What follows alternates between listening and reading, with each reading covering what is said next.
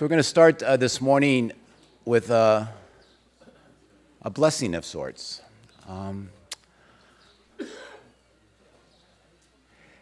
Leopold was a nature elder,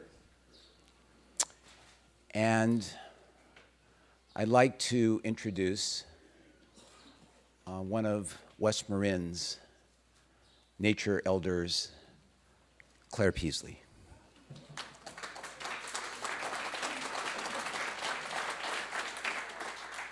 I've been trying to figure out how to express my gratitude for this conference from the perspective of our place, Point Reyes. So I thought that this morning, less than 72 hours from the moment when our planet passes through the spring equinox, and day length is equal on every longitude all over the world, and we're connected by that equality of day and night, that I would consider putting us in place here in this barn together relative to what lies out in the four directions surrounding us, our sort of collective compass. If we look into the east, we see little bumps like Black Mountain that represent the outer coast range here. We see rolling hills that were formed when the Pacific Ocean tectonic plate was grinding underneath North America, continental plate, back in the geologic past, and mounding up all kinds of strange formations and rock terrains, one of which, on the road in here from the east, was formed on the deep ocean floor when basalt came squeezing out a tube and formed into pillow formations. It's hundreds of feet thick. It's like a passage to the east, beyond which, beyond the peninsula of Marin and all the grasslands that support the Holsteins and the other animals and vegetables we eat, San Francisco Bay, the great drainage of all of California, the great rivers that flow out through the Golden Gate. This is part of our context in West Marin. If we look to the south, we see the origins of the granite that underlies Point Reyes Peninsula in the southern Sierra Mountains. We also see the cities of the Bay region that are the reason why there's an economy here in the first place, since Euro-Americans came here in the 19th century. This is the marketplace that we feed, and the reason why there's a great bookstore in Point Reyes Station, among other endeavors.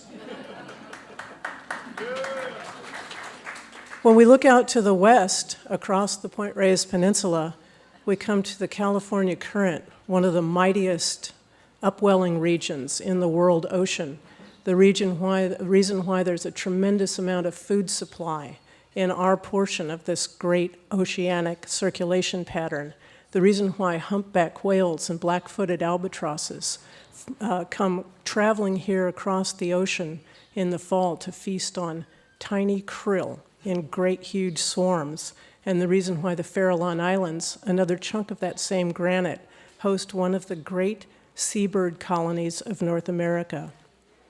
If we look to the north, we see the Aleutian Trench, where Point Reyes Peninsula is headed. We see the breeding grounds where most of our shorebirds and waterfowl will be headed soon. We see the connection with the Pacific Flyway that makes Tomales Bay and Drake's Estero and San Francisco Bay, all part of an interlinked ecosystem that's hemispheric, has no political boundaries. So here we sit in the center of this compass.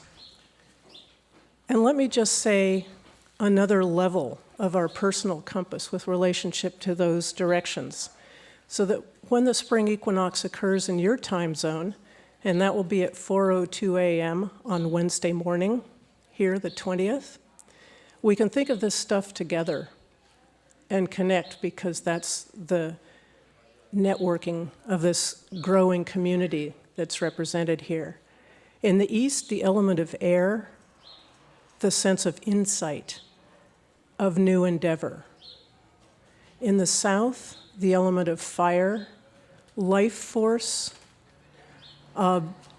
communication. That's what's happening here too. The heat, the fire of sharing information. To the west, the element of water, the element of introspection. What will I do with all this new information and input? In the north, the element of the earth. It's the great mystery. It's the place of dreams, dreaming of our life purpose. So this all together in these layers and more, this is our shared home place. Thank you so much. Happy equinox. Namaste.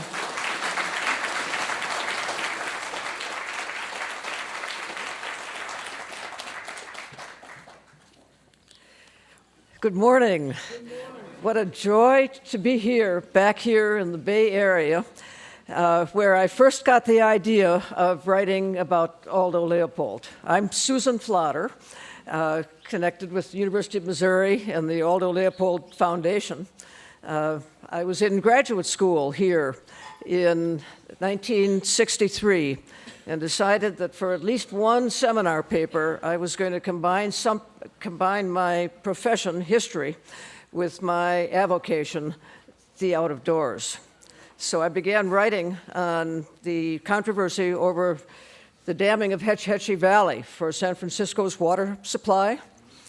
And after I had completed most of the research in all the public documents and the reports and the newspaper accounts, read an article in the San Francisco Chronicle that somebody was about to publish a book on that subject. And he had had access to papers in the attics of old San Francisco families.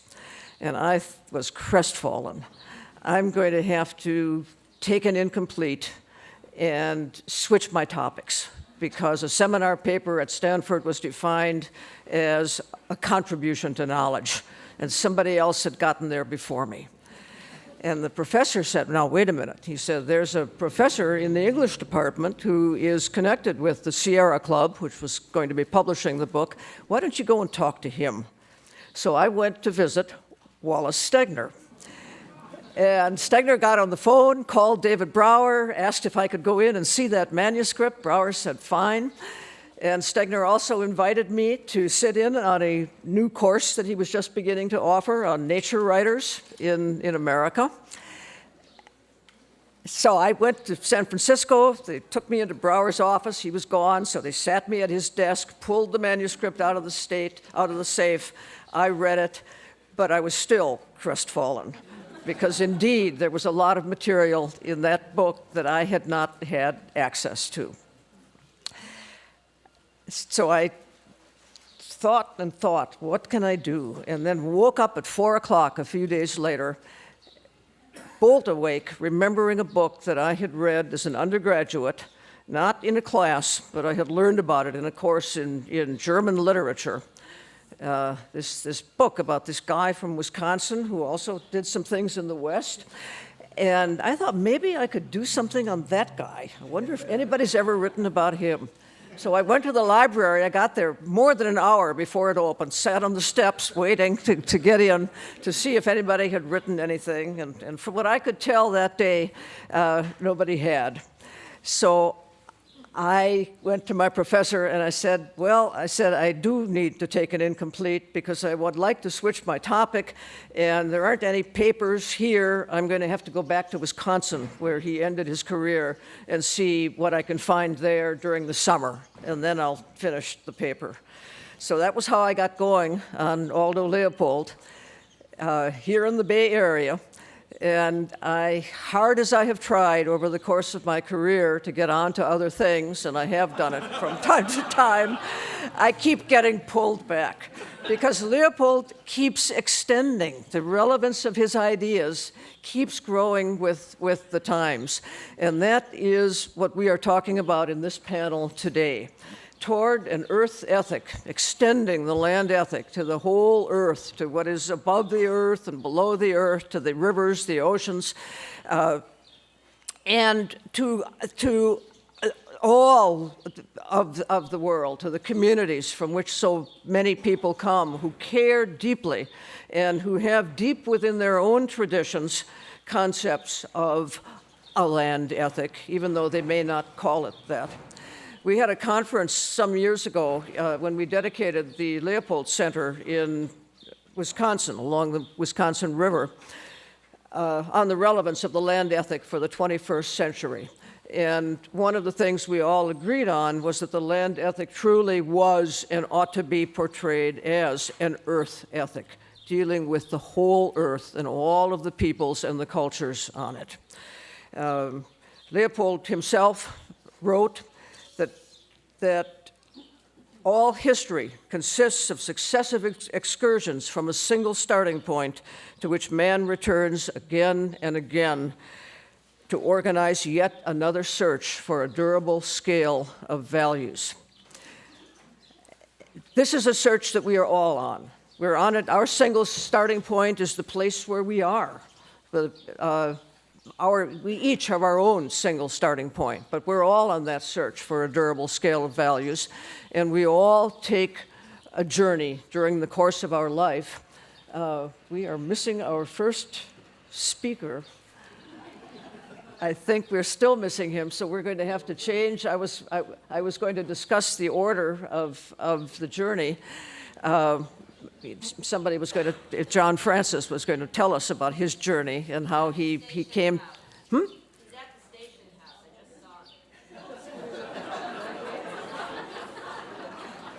him. Could I see somebody going out to try to find him?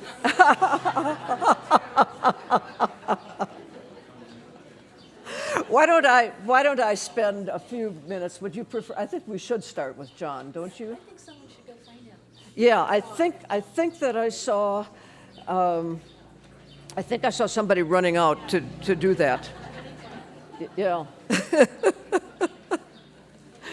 He must not have realized what the time was, that this was the first panel in the morning. Thank you so much for telling us that that's where he is. Yes. I don't see him down there. You don't. I think we just need to start. Okay, then let us move on. John was going to share his journey. You know John because he is a denizen of this place, of Point Reyes Station, no less, although he now lives on the other coast. And you know something about the journey he's been on from his previous appearances here at this conference. So let us move on to a scholar whom I met back in the early 1970s as I was completing my research and biography of Aldo Leopold. Baird Callicott was teaching at University of Wisconsin, Stevens Point, and was getting involved in this new, unheard of field called environmental ethics. He is indeed, many people would say, the founder of the field.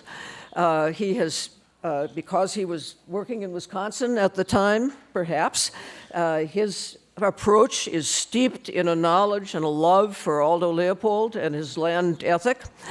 And he, too, is somebody who has never been able to get away from it. Baird is working on a new book now that is about to come out, The Land Ethic and the Earth Ethic, a new moral philosophy for a time of climate change.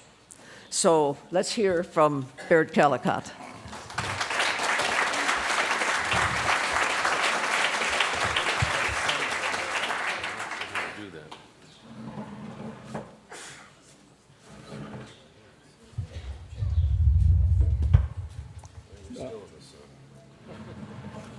I'm okay.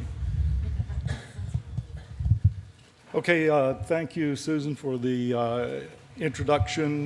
We philosophers, we don't have to worry about whether we're doing something entirely original, so I was very glad to benefit from Susan's research, and she and I went on to edit a collection of Leopold's papers, which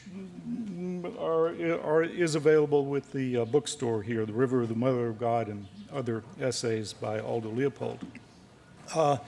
I'd like to begin by thanking everybody who has so far been thanked many, many times, but there's one person, or two actually, who haven't been thanked, and I'd like to give a shout out to Lynn Frame, who's been my very hospitable host for the time that I've been here, and Carla Steinberg, who's been volunteering, and she's an old friend of mine from our graduate school days back at Syracuse University. Mostly what I'm going to do today is not tell you in my own words what an earth ethic is. I'm going to share with you what Aldo Leopold himself conceived as an earth ethic back in 1923. I think that we need an earth ethic because the most pressing concern, and it's definitely an ethical concern, a moral concern of the 21st century, is global climate change. The land ethic is not eclipsed by the earth ethic. It is in some ways embraced by this new concept of an earth ethic, which Leopold actually sketched in 1923. So what I'm doing with my book is really just enhancing a very faint sketch that he made of a planetary scaled earth ethic, and I would like to just share with you Leopold's own words. Now, this paper was written in 1923. Leopold, as I understand it, Susan, attempted to publish it. It was rejected, probably because it was so bold in its thinking. It was found in the archives by Eugene C. Hargrove, who founded the journal Environmental Ethics in 1979, and it was published in the first volume of Environmental Ethics and introduced by Susan Flatter. The title of the article is Some Fundamentals of Conservation in the Southwest, and the section, there are 3 sections of the essay.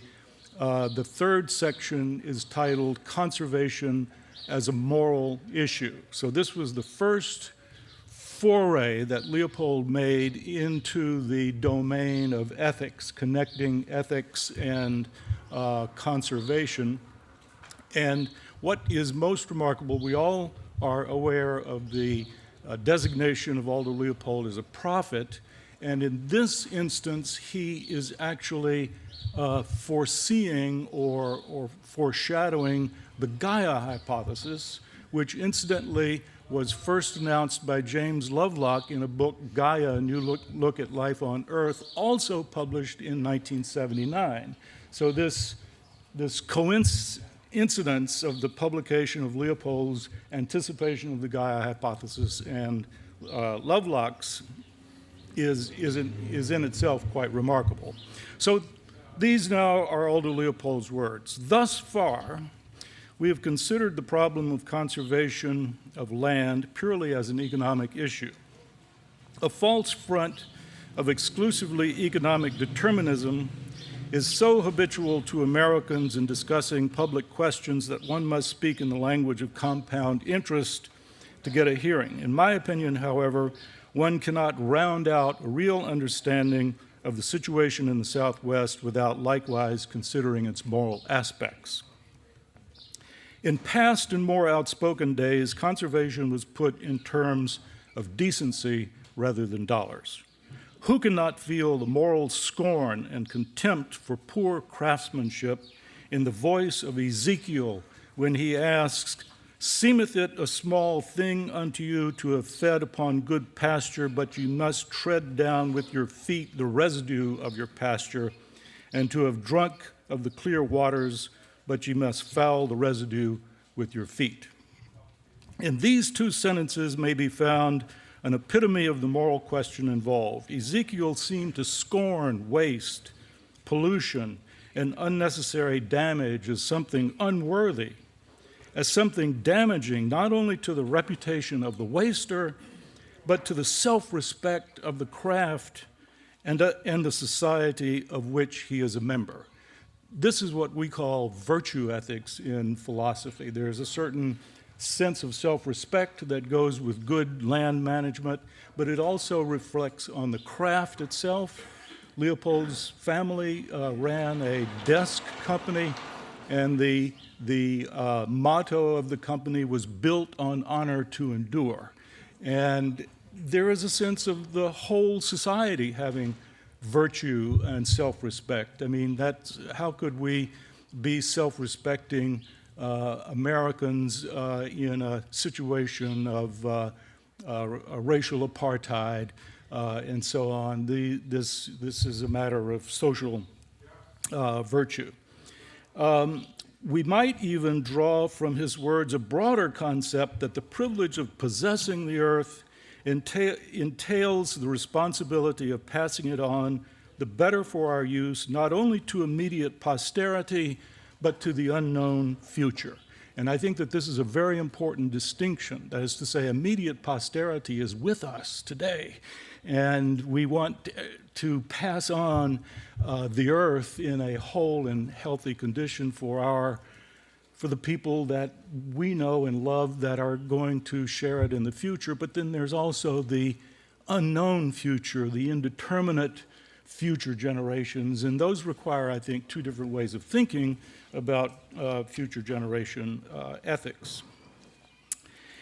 It is possible that Ezekiel respected the soil not only as a craftsman respects his material, but as a moral being respects a living thing.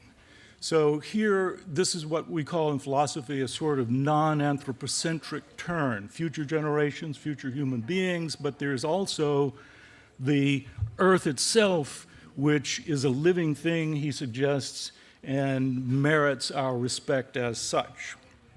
Many of the world's most penetrating minds have regarded our so-called inanimate nature as a living thing, and probably many of us who have neither the time nor the ability to reason out conclusions on such matters by logical processes have felt intuitively that there existed between man and the earth a closer and deeper relation than would necessarily follow the mechanistic conception of the earth as our physical provider and abiding place. Of course, in discussing such matters, we are beset on all sides with the pitfalls of language. The very words living thing have an inherited and arbitrary meaning derived not from reality, but from human perceptions of human affairs. But we must use them for better or worse. A good expression of this conception of an organized inanimate nature is given by the Russian philosopher Uspensky, who presents the following analogy.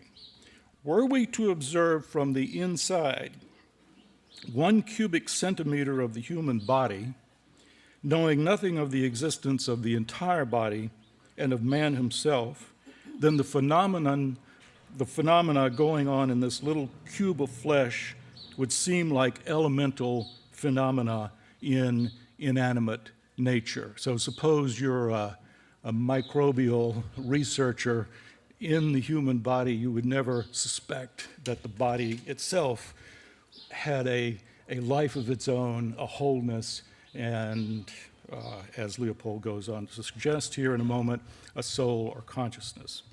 He then states that it is at least not impossible to regard the earth's parts, soils, mountains, rivers, atmosphere, etc., as organs or parts of organs of a coordinated whole, each part with a definite function.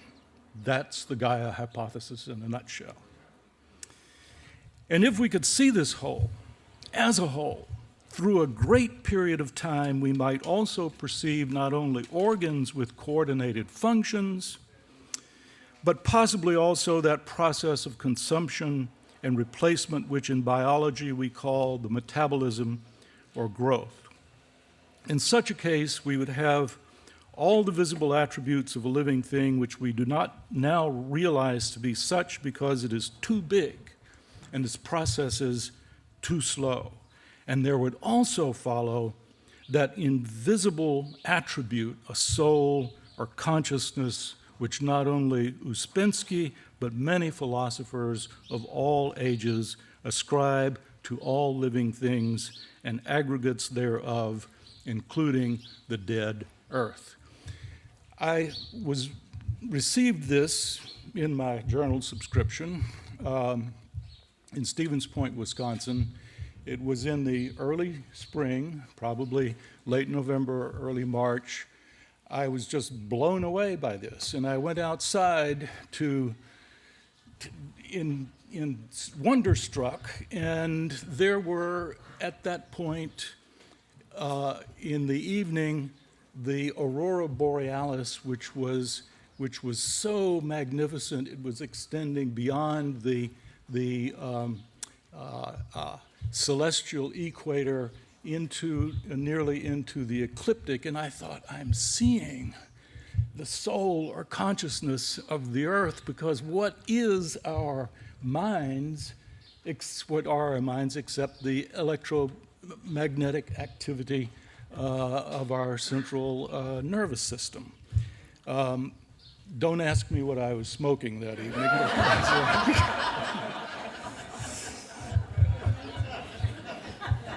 It was an enhanced experience, let's put it that way. There's one more paragraph, and the passage I want to read is complete.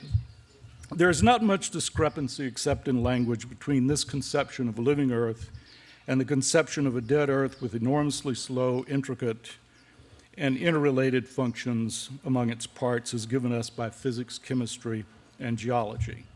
The essential thing for present purposes is that both admit the interdependent functions of the elements. But anything indivisible is a living being, says Ouspensky. Possibly in our intuitive perceptions, which are truer than our science and less impeded by words than our philosophies, we realize the indivisibility of the earth, its soil, mountains, rivers, forests, climate, plants, and animals, and respect it collectively not only as a useful servant, but as a living being, vastly less alive than ourselves in degree, but vastly greater than ourselves in time and space, a being that was old when the morning stars sang together, and when the last of us has been gathered unto his fathers will still be young. Does anyone recognize any of the phrases of that last passage? It's from Kings 2:22.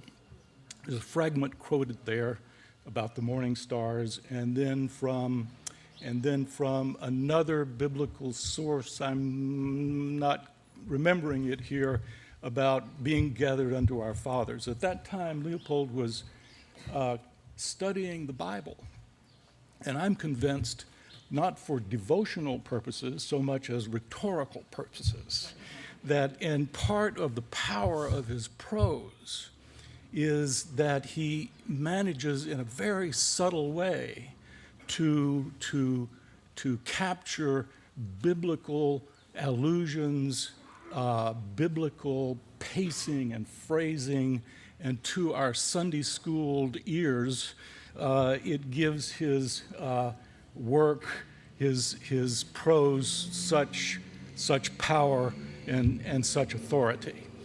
Okay, well, that's all I wanted to say, and I hope that the bookstore will have my book, which should be out in 6 months or so. Thanks.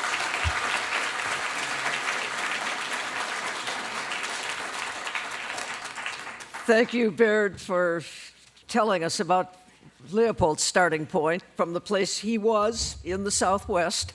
And we now would like to hear from John Francis, who needs no introduction to this audience.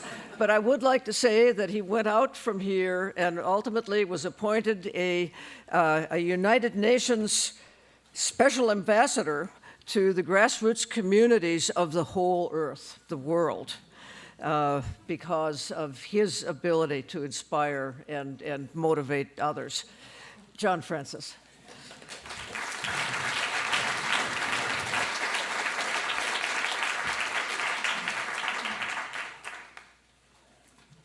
Thank you. And thank you, Baird. That was Ouspensky, right? Yeah, I know, wow. I used to read him, but I didn't say his name. and so I had a really difficult time with words after I started speaking again. But one of the things I wanted to start off with, I'm going to speak for Native people, for minorities who are also part of the environment, and I think part of the ethic that Aldo Leopold was talking about, and why we're all here, and the journey that we're on. I want to start off with a story, maybe one or two stories about being here in this place, and that the things that are invisible that go to make up our universe, or now we're talking about multiverses. When I first came here, back in 1969, I liked to walk out to the Leopold Spit was my favorite beach, so I liked to walk out there. My first time walking out there, it was in February. I came out on my birthday. A lot of things happen on my birthday. And I walked out to Leopold Beach through the trails, and it was foggy and raining.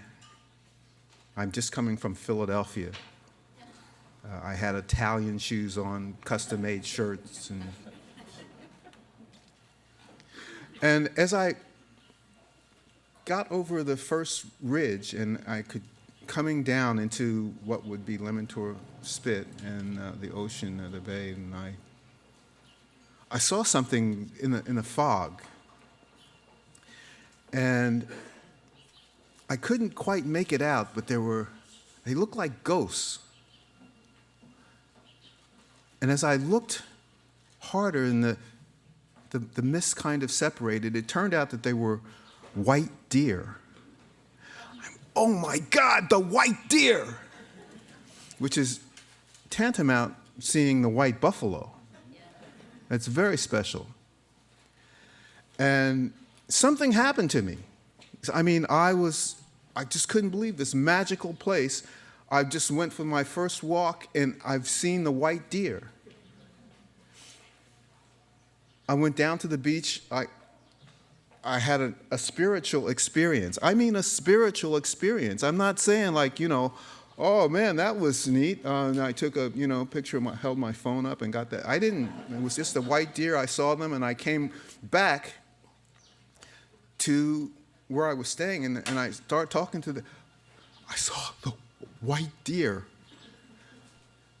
White deer, man. And they said, oh, those are Doc Ottinger's deer. He imported those.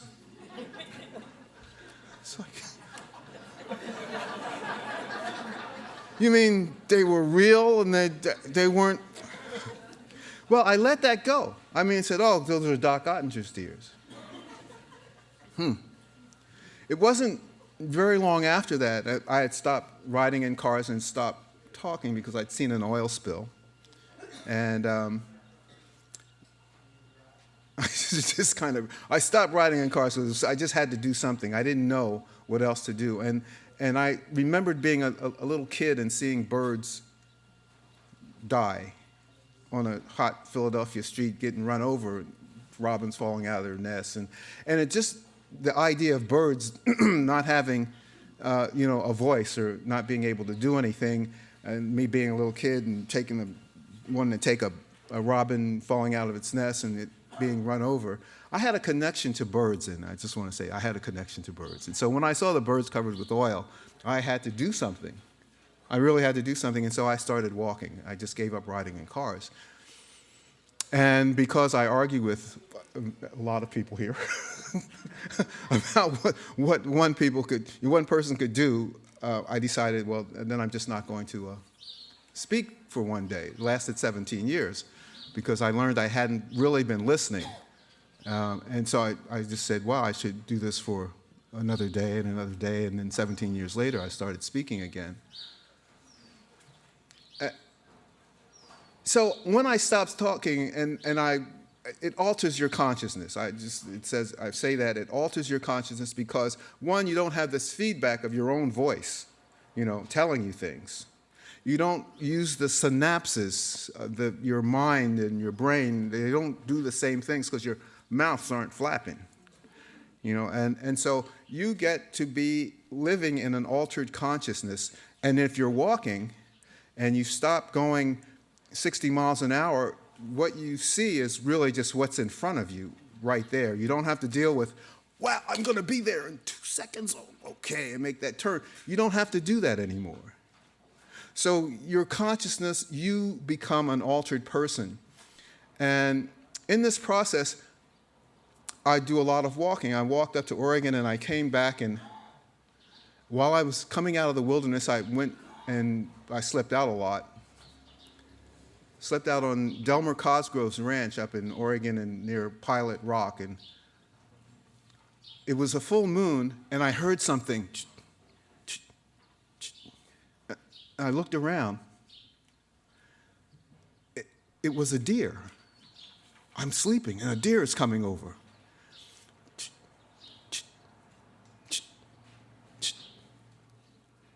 Oh, it's right on top of me now. I can't move because it'll probably kick me in the head. It was a doe. And it bent down and kissed my face. Spiritual experience, right? I've been kissed by a doe, kissed by a deer. Oh my God. I am truly blessed. What am I to do? So the next morning, I get up, and Delmer comes driving down in his four-wheel drive Willis. He sees me, and I'm just full of excitement. I mean, there's lights coming out of my eye. Aurora Borealis. Oh my God, it's coming.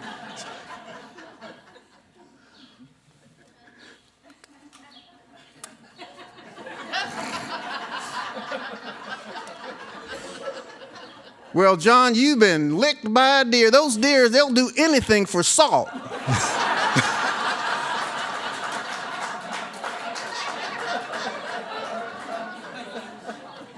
He has spoiled my moment, my being blessed, my altered consciousness. Well, a lot of other things happen like that. I won't go into that right now. But whatever the reason, was it the salt? Was it Doc Ottinger? Whatever the reason that experience happened, those experiences are, they're real. Those experiences are real. You know, they say, love is really just a chemical reaction. Well, it's, you feel something, and someone says, no, that's just a chemical reaction. We can prove that. Look, we can do this and watch. And so it doesn't matter.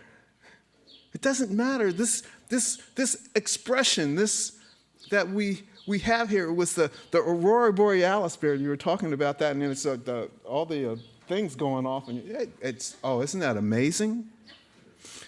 This journey started when some of us got out of somewhere and started walking on this. This is that same journey from all of those thousands and thousands of years. I was flying here the other day, and I was sitting in my seat and 31,000 feet and looking in the little packet in front of me, and it says, how to connect to the Wi-Fi. How to connect to the Wi-Fi. I remember walking across the country and looking up and seeing these strange birds. So one day I'll be in one of those things, I said. And now I want to say something about Aldo. On this journey that we've been on, in the Southwest particularly, and all our national parks and a lot of them, there were people living there. There were people that were displaced, that people came and said, this is wilderness.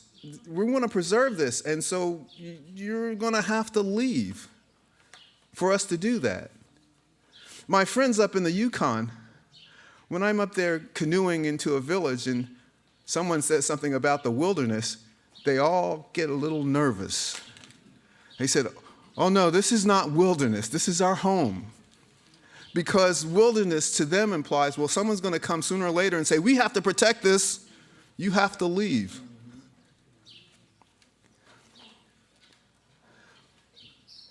We've come a long way, and we have protected very special areas. We have protected really parts of us that absolutely we need to protect. But it's really all of us. I believe that we are all part of the environment, all of us. And I believe that things have happened for a reason. I believe Aldo Leopold was a man of his time, and that those things that he did were part of that time. But at some point, he talked about prosperity, about looking ahead into the future, and he did see some things, and he realized that maybe those things were not right. Maybe we could do it a different way. Oh my God, he thought he might have been wrong about some things. He was human. He's like all of us. We can get things wrong sometimes. And life changes. So for me, Aldo was a benchmark. He was a benchmark, and he did point in a direction that we are all moving in.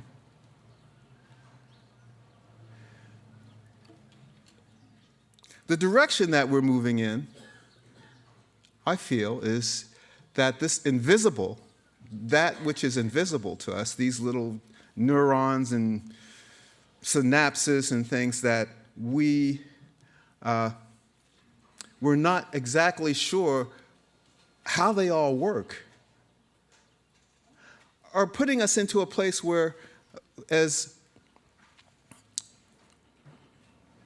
my friend and colleague Peter Forbes said, there are two things happening here. That one is that, yes, it is a relationship between how we treat each other, our relationship with each other, and then secondly, the other thing was our relationship to the land. And I believe that Peter was absolutely right. I believe that Leopold was pointing us in that direction. But I think it's just a little more complicated, a little more challenging for us than maybe what Peter said, is that these two things, and I'm sure this was brought up, have to be done simultaneously. So as we are conservationists, we also have to be human relationists at the same time.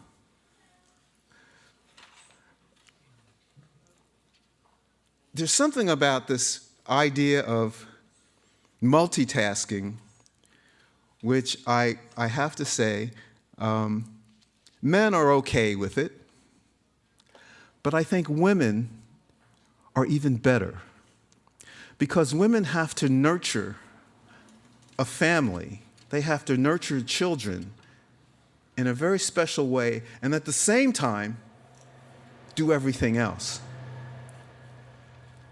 So I'm looking for, in my world now, that the male and the female and all the different relationships that we are come together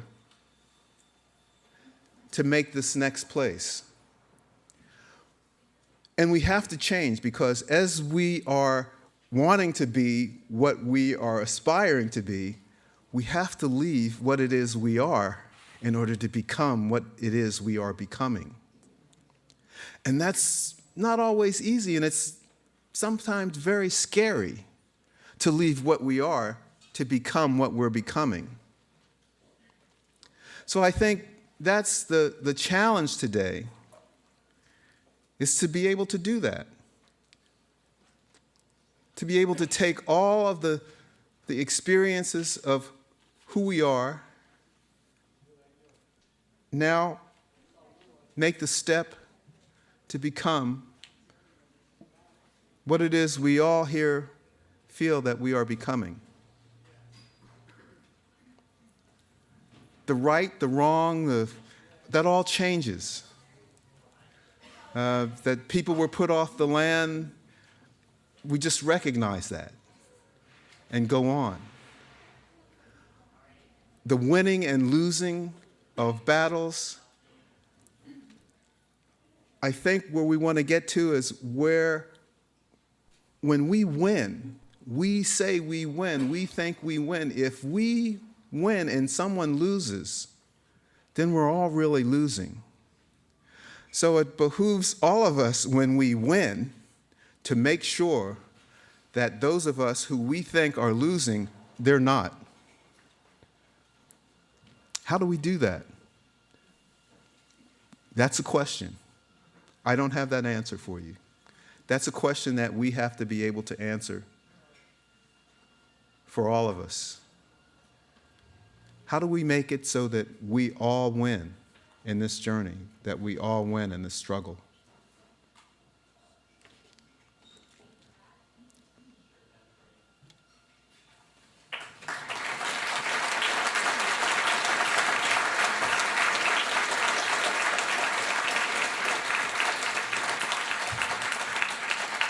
Thank you, John, for sharing something of your journey and the process of becoming. And now Kathleen Dean Moore from Oregon State University, whom you met last night when she did those wonderful readings, is going to try to take us further along that journey of becoming. Kathleen?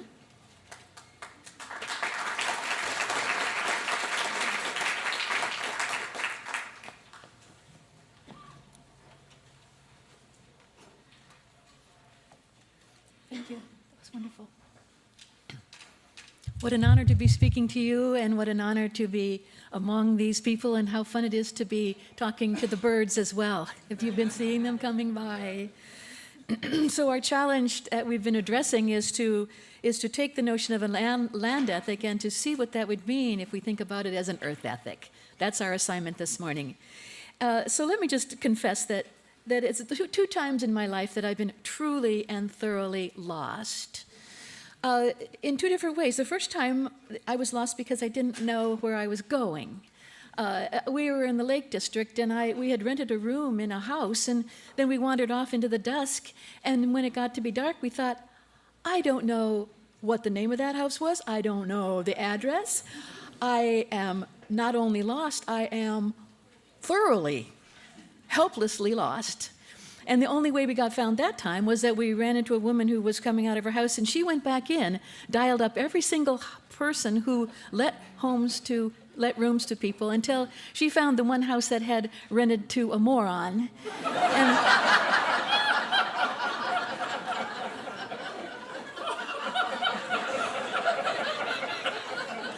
the second time I got lost, I was mushroom hunting in the Oregon Cascades, which you can imagine is easy to get lost, and I was lost because I didn't trust my compass. My compass was doing really strange things, and I just didn't trust it. And so I wandered around for a long time until I thought, well, what the hell? I guess I better follow this compass. And of course, that was the answer.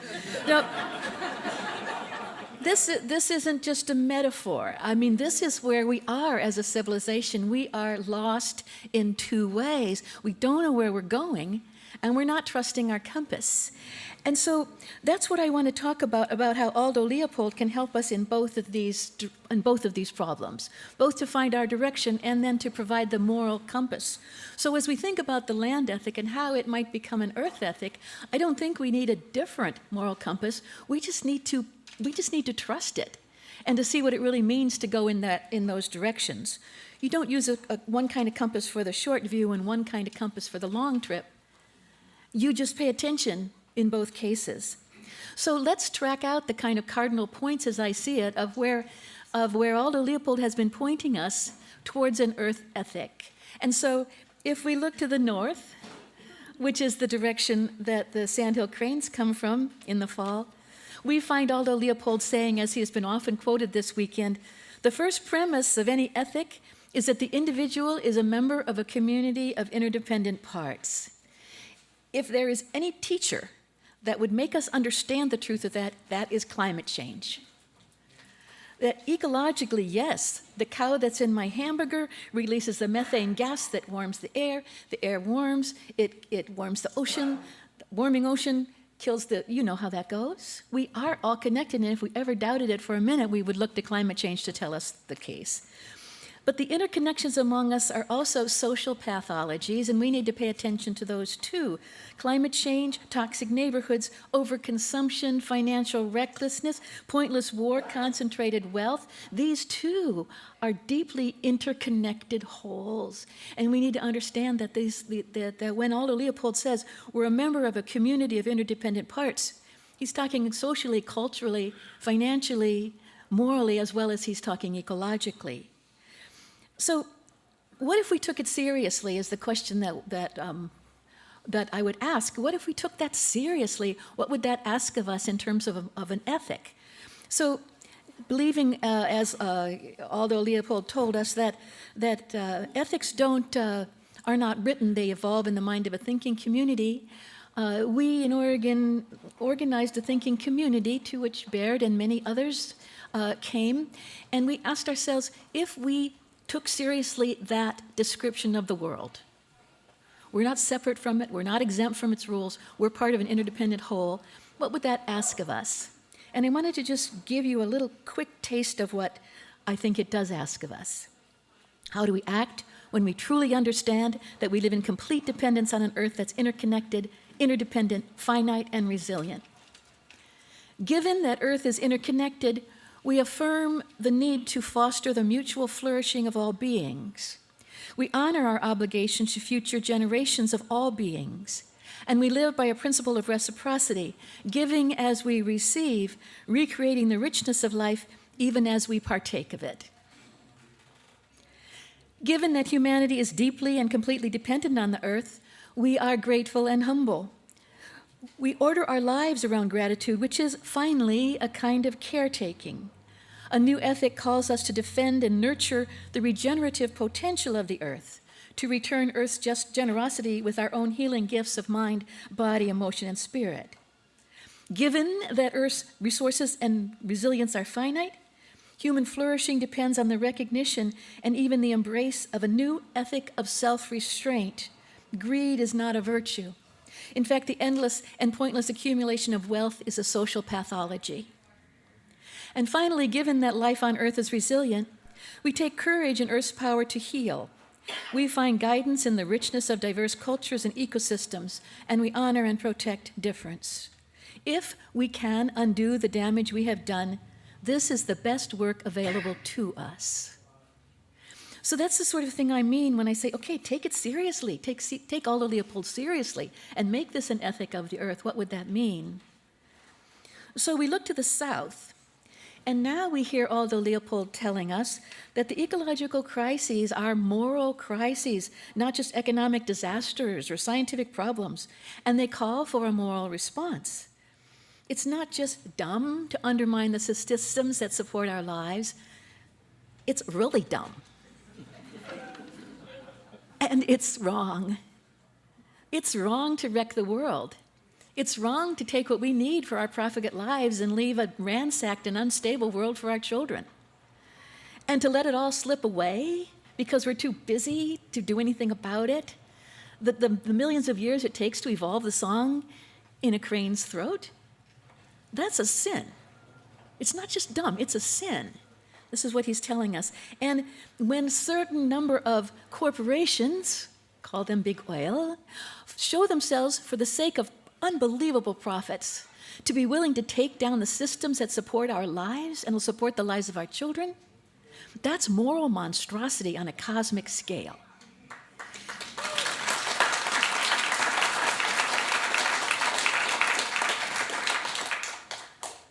That's the consequence of starting to think about this as a moral problem. And it's not just immoral, it's unjust and unspeakable because Because the worst harm is happening to those who can't speak in their own defense. And who are they? Well, first of all, they're future generations. They're plants and animals. They're marginalized people on the margins of the continents and then the low-lying places, and on the margins of the economy in the low-lying places, and they are children. So while corporations are externalizing their pollution and they're externalizing all the toxicity and they're externalizing their waste, they're also trying to externalize shame. They're trying to make us say, you know, this is our fault, so we'll forget that the system is being designed, that we are all part of the business plan of big oil to make enormous profits by wrecking the world. The Mobil Oil, maybe you've seen it, it had this ad. It was this beautiful astronaut's photo of a cloud-splashed Earth, and underneath it said, "Mother Earth is a tough old gal."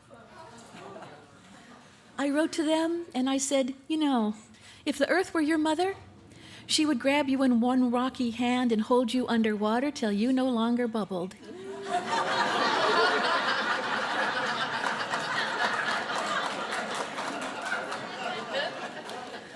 So you look to the east, where the sun came up pink this morning.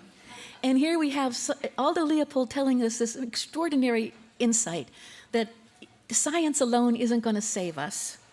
That what's going to save us is the moral affirmation that comes from love. That environmental degradation is a massive human rights crisis. It's injustice, it's a failure of reverence, but primarily it's a betrayal of love. And Aldo Leopold said it this way, he said, "Sing our love for the land and our obligation to it." And what really strikes me is how quickly obligation follows on the heels of that love. So 2 questions that we should ask ourselves quite seriously if we take Aldo Leopold seriously.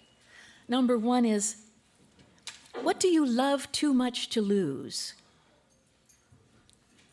And number 2 is, what obligations does that impose on you? So let me very quickly read just a couple paragraphs from my piece that I wrote in Moral Ground to express my answers to those questions.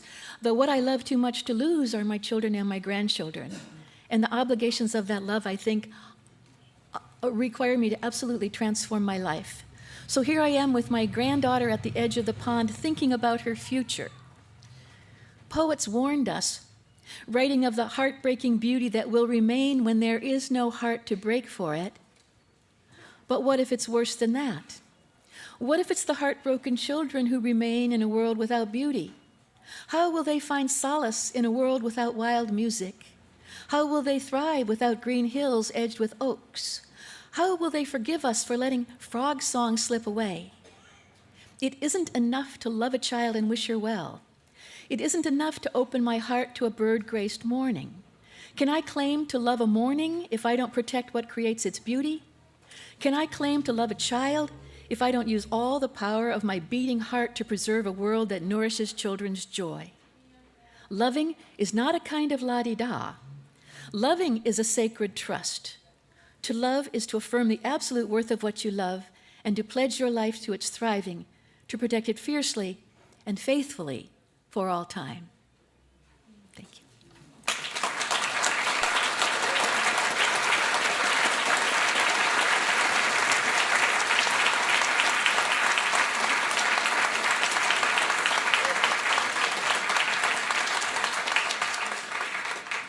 Okay, thank you very much, Kathleen. Do we have time for 1 or 2 questions? Yeah. Let's move directly to questions. Yes. I've always been struck by the similarity between the word wilderness and bewildered.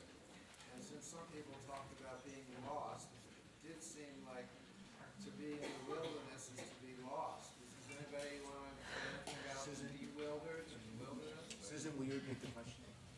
It sounds like one for Baird, maybe. Huh? That's what I thought.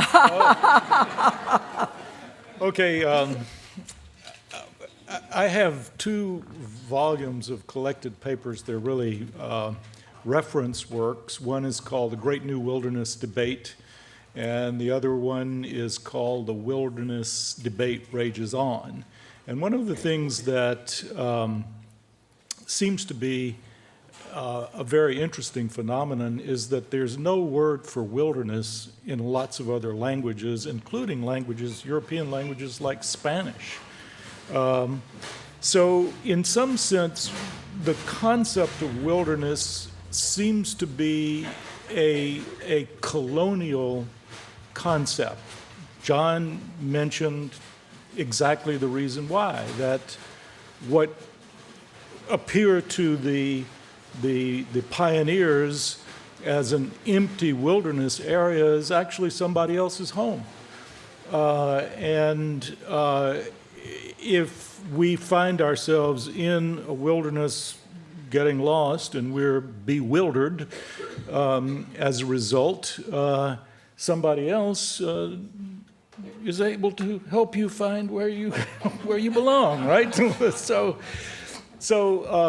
I think that one of the that the concept of wilderness has been active in North America, and in Australia in particular, and I think it has been to some extent a tool of colonization, because if you believe that you're coming to live in a wilderness, then it erases the people that are actually being dispossessed in that context. So I think that I know that this has been an incredibly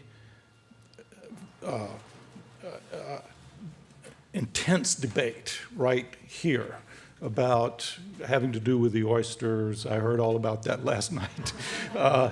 And it is, to some extent, this is developing along conceptual lines that go way beyond this particular region, and I think it's an intense debate lots of places. And so we're in a moment here of transition. I've noticed myself in the conversations that everybody's been having here that it's really all about our relationship as human beings with the natural world. It's not dichotomized into two things. And so I think that if this conference had been held 20 years ago, we would have had a very different discourse. Okay. Yes. You know, this panel's been fantastic.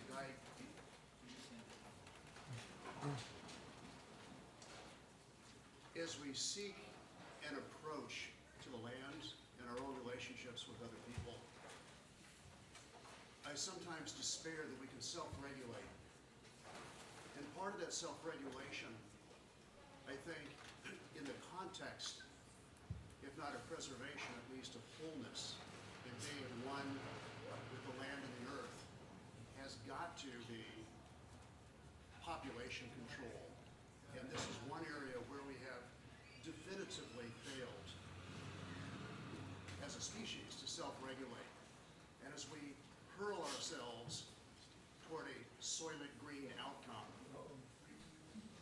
what can we do? And are there any thoughts or words to help us understand that huge elephant that's standing in the room with us? Who would like to take that one? John or Kathleen, maybe? Go ahead, John. Yeah, that is a very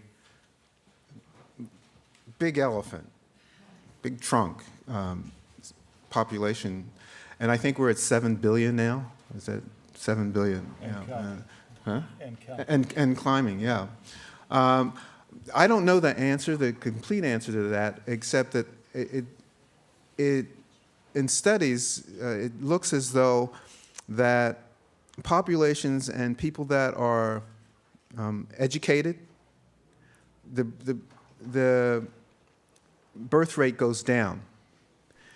And so I think education is really a big part of that. Having said that, it looks as though we're not trying to educate the people. We're not trying, or maybe I should say, we're not doing a really good job in educating all of us. And even that's not the answer. I mean, I don't believe that education is going to solve everything. But we do live in a place of where we have carrying capacity, and if we reach the carrying capacity, we're not going to, something's going to happen. I don't know what it is. So we're going to have to, I mean, it'd be nice if we could, do it before then. I don't know if that's what's going to happen, but we do have to answer. We do have to think about that. We have to educate ourselves, and we have to educate all of us, not just some of us, so that we can see that education is the answer, but for us, but not for other people. It's for all of us. So that I don't know if that answers it, because I don't think there is an answer to that. I mean, I understand carrying capacity, and I understand if we reach it, then something's going to happen. In oil spills, when we clean up oil spills, there's a thing where we use microorganisms to clean up the oil spill, and the microorganisms eat the oil, and that's great. But you can only do that up to a certain point, because what happens is you put more microorganisms there, and they go, "Oh, wow, this is great," and they start multiplying and multiplying until they reach their carrying capacity, and then it stops working. So to that degree, if we reach our carrying capacity, we're just going to stop working. Got to do something, And what I see that works is that you just educate. People should have education, and the birth rate goes down. I have something to add to that, and I would say and the empowerment of women. That is the key to lower fertility rates. Kathleen, do you want to add anything? Well, Baird took the words right out of my mouth. Okay, I think that we need feel to move on. disempowered. Yes. Okay. Thank the panel for all your good work and to the Leopold family and the legacy of Leopold. My name is Kat Anderson. I'm an ethnobotanist, and I find Leopold's work so inspiring for my own ethnobotanical work. And I don't know that Leopold could have come up with a very sophisticated, complex land ethic had he not been a hunter. So besides the rapport and love of nature that he had from the time he was a little boy, growing up and witnessing and record keeping and also observing nature, he also was a hunter. So he was in love with nature through his belly as well as through his mind and his heart. And Native people would agree with him that, and with Wendell Berry, that the use of the world is finally a personal matter. And so Native people say that the reason that nature is going away is because we no longer have a relationship with her. And of course, how we treat each other and how we treat the land are interrelated, as we've been talking about. So we need people back out on the land again. The pendulum has swung to the extremes of where there's really no place for us, either the overuse of nature at one extreme or wilderness at the other extreme. And we need wilderness. But we also need to swing that pendulum now back to the middle of the continuum, the middle way, where we're actually, each of us have a deeper relationship with nature beyond writing, taking snapshots, measuring nature, doing experiments, but actual personally using nature. And I'm interested in the gather side of that relationship. So we all come from a heritage of hunter-gatherers, and we now have places, thanks to Leopold and other wildlife conservationists, we have places to hunt. We have strings of national, state, local wildlife refuges. We have places to fish. but we don't have places to gather plants for dyes, for medicines, for cordage, for baskets. We don't have knowledge of the natural history or the life cycles of useful plants. We have knowledge of the life cycles of our game animals. So the science of ethnobotanical management is where the science of game management was 100 years ago.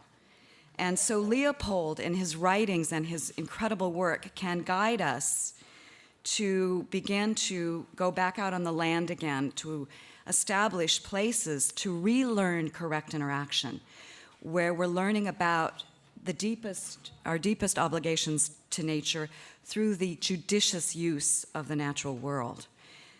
So I think that by hunting and gathering, we can really reconnect in a much deeper way with nature, and that can lead us to becoming Homo sapiens re-inhabitants, as Stephanie Mills calls us.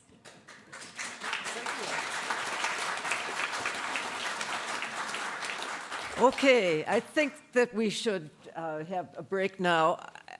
We're all on a journey. We're all, each of us, searching for a durable scale of values.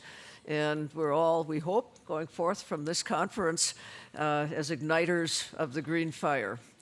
I have one announcement to make. The Leopold Foundation would like to meet with everyone who is a graduate of the Land Ethic Leaders Training Program outside in the front of the building during the break. So if those of you would head out, thank you all very much. Goodbye. We'll gather back in about 15 minutes.